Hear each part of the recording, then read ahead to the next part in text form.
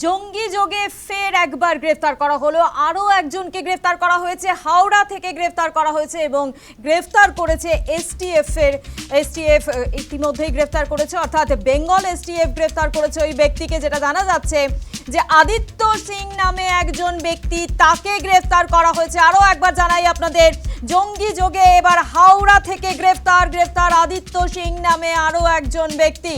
Bengal STF এর হাতে গ্রেফতার ওই ব্যক্তি। বেলিলিয়াস রোড থেকে গ্রেফতার করা হয়েছে, অর্থাৎ বেলিলিয়াস রোড থেকে তাকে গ্রেফতার করা হয়। এবং যে হামিম মণ্ডলকে আগেই গ্রেফতার করা হয়েছে জৈশে জঙ্গি অভিযোগে, সেই হামিম মণ্ডলের পূর্ব পরিচিত এই আদিত্য সিং, এমনটাই কিন্তু সূত্র মারফত খবর। এবং উমেশ রায়ের খোঁজ খবর রাখার অ্যাসাইনমেন্ট, অর্থাৎ উমেশ রায় তার খোঁজ খবর রাখার অ্যাসাইনমেন্ট, এবং সেই অ্যাসাইনমেন্ট ছিল আদিত্যর ওপর। অত্যন্ত গুরুত্বপূর্ণ খবরের দিকে আমরা নজর রেখেছি।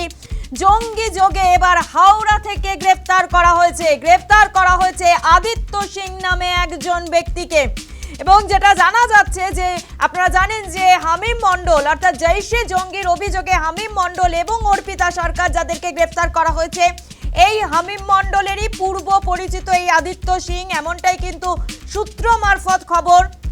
পাশাপাশি আরও একটি যে গুরুত্বপূর্ণ তথ্য উঠে আসছে, যেখানে উমেশ রায়ের খোঁজ খবর রাখার অ্যাসাইনমেন্ট, এবং সেই অ্যাসাইনমেন্টের দায়িত্বে ছিলেন এই আদিত্য সিং। এই বিষয় নিয়ে আমরা আরও বিস্তারিত জানবো। সরাসরি রয়েছে আমাদের প্রতিনিধি প্রীতি পাত্র। প্রীতি, আমরা জানি যে ইতিমধ্যে হামিম মণ্ডলকে গ্রেফতার করেছে এসটিএফ, অর্পিতা সরকারকে গ্রেফতার করা হয়েছে, এবার হাওড়া থেকে গ্রেফতার করা হলো এবং জঙ্গি অভিযোগে হাওড়া থেকে গ্রেফতার করা হয়েছে এই আদিত্য সিংকে। মানে এই যে জঙ্গি যোগটা, প্রীতি, ক্রমশ যত তথ্য উঠে আসছে তত কিন্তু জঙ্গি যোগের যে র্যাকেটটা সেটা কিন্তু বিস্তারিত হচ্ছে, সেটা ছড়িয়ে পড়ছে, এমনটাই কিন্তু দেখা যাচ্ছে। প্রীতি,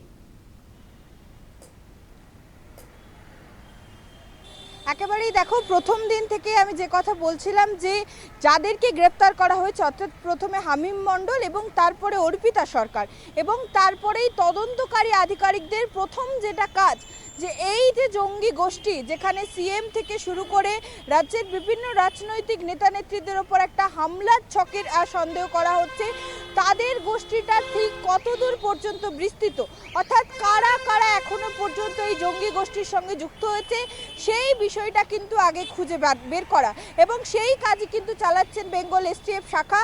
এবং তদন্ত করে, এবং তার পাশাপাশি হামিম এবং অর্পিতা, তাদেরকে একেবারেই লাগাতার জিজ্ঞাসাবাদ করে তাদের ফোন, তাদের সমস্ত সোশ্যাল মিডিয়া অ্যাকাউন্ট, সেগুলো কিন্তু ইতিমধ্যেই খতিয়ে দেখে এই আদিত্য সিং, তার কিন্তু খোঁজ পায় তদন্তকারী আধিকারিকরা। হাওড়ার বেলিলিয়াস রোড, সেখান থেকে কিন্তু ইতিমধ্যেই আদিত্য সিং, তাকে গ্রেপ্তার করা হয়েছে এবং জঙ্গি সন্দেহে কিন্তু তাকে গ্রেপ্তার করা হয়েছে।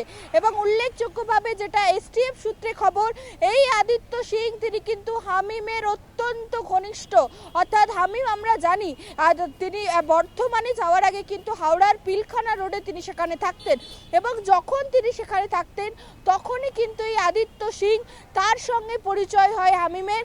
এবং তারপরে আরও যেটা উল্লেখযোগ্য খবর, রাজ্যের প্রতিমন্ত্রী উমেশ রায়, তার খোঁজ খবর রাখার দায়িত্ব কিন্তু এই আদিত্য সিং, তাকে দেয়া হয়েছিল। অর্থাৎ আদিত্য সিং, তার অ্যাসাইনমেন্ট ছিল উমেশ রায় তিনি কোথায় যাচ্ছেন, তার ছবি তোলা, তার কোথায় কোন প্রোগ্রাম রয়েছে, এবং তার পাশাপাশি তার লোকেশনে নজর রাখা, এবং পুরো তার যে বাড়ি রয়েছে বা যেখানে তিনি থাকেন সেই জায়গার এইকে করে দেখা, এই অ্যাসাইনমেন্ট কিন্তু ছিল এই আদিত্য সিংয়ের, এমনটাই কিন্তু এসটিএফ সূত্রে খবর। অর্থাৎ হামিম মণ্ডল তিনি যেমন মুখ্যমন্ত্রীর ওপর নজরদারি চালাচ্ছিলেন, মুখ্যমন্ত্রীর গতিবিধির ওপর নজর রাখছিলেন, সেই রকমই কিন্তু এই আদিত্য সিং, তাকে কাজ দেয়া হয়েছিল প্রতিমন্ত্রী উমেশ রায়, তার উপর নজরদারি করার। অর্থাৎ বোঝাই যাচ্ছে যে একটা জঙ্গি গোষ্ঠী কিন্তু একেবারে রাজ্যের পালা বদলের পর কিন্তু সক্রিয় হচ্ছিল এই রাজ্যে, এবং যেখানে বলা যেতে পারে এসটিএফ এর সাফল্য বলা যেতে পারে। কারণ প্রথমে আমরা দেখলাম হামিম মণ্ডল, তাকে গ্রেপ্তার করা হলো,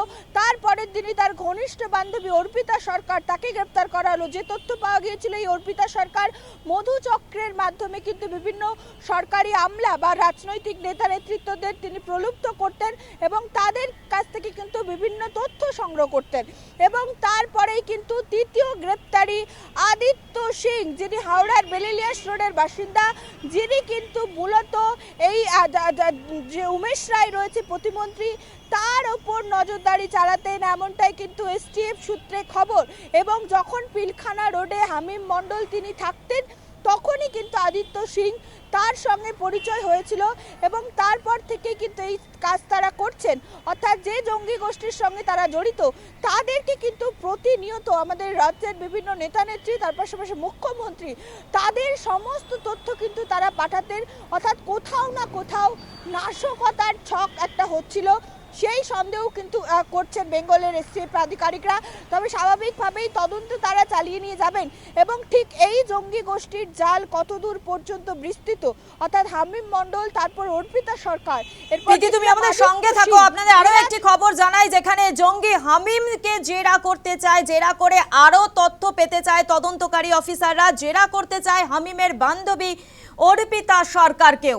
ইতিমধ্যেই আপনারা জানেন যে এই হামিম মণ্ডল এবং অর্পিতা সরকার দুজনকেই আগে গ্রেফতার করা হয়েছে এবং সেই গ্রেফতারির পর তদন্তকারী অফিসাররা তারা আরও জেরা করতে চায়, কারণ এই হামিম মণ্ডলের কাছ থেকে কিন্তু আরও তথ্য পেতে চায় তদন্তকারী অফিসাররা। এই বিষয় নিয়ে প্রীতি তোমার কাছ থেকে জানবো, কারণ আমরা জানি হামিম মণ্ডল এবং অর্পিতা সরকার, তুমি যেটা বলছিলে যে ইতিমধ্যেই তাদেরকে গ্রেফতার করা হয়েছে এবং তাদেরকে জিজ্ঞাসাবাদ করছে তদন্তকারী অফিসাররা এবং তাদেরকে জিজ্ঞাসাবাদ করে আরও গুরুত্বপূর্ণ তথ্য পেতে চায় তদন্তকারী আধিকারিকরা। প্রীতি,